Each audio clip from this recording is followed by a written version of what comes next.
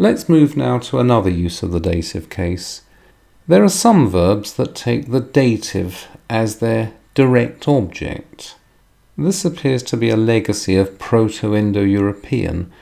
Greek has many more verbs that take a dative direct object, and many that take a genitive direct object. Latin is more sparing in what we may regard as a grammatical wrinkle.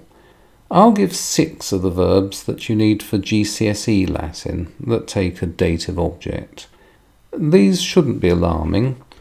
You really do need to know these. Again, if you don't, you'll mess up any translation that involves such a verb. So when you learn a verb, for example, appropinquo, you don't learn just that it means I approach. You also learn that it goes with the dative. This use of the dative as a direct object will be less trouble than it may seem in the abstract. All of these 6 verbs can credibly be fitted into a similar English structure. Here they are. Appropinquo, already used that. I approach.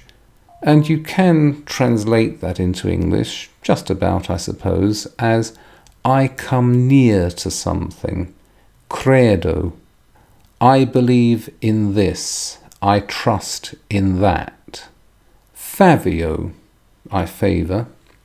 I give favour to someone. Impero. I order. And you can turn that into I give an order to someone. Persuadio. I persuade. I apply persuasion to someone. Resisto, I resist.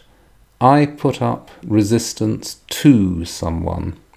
Yes, it may not look entirely natural, it may look rather clumsy, but it is credible to turn these verbs in Latin, which take a dative object, into verbs in English that take a dative object.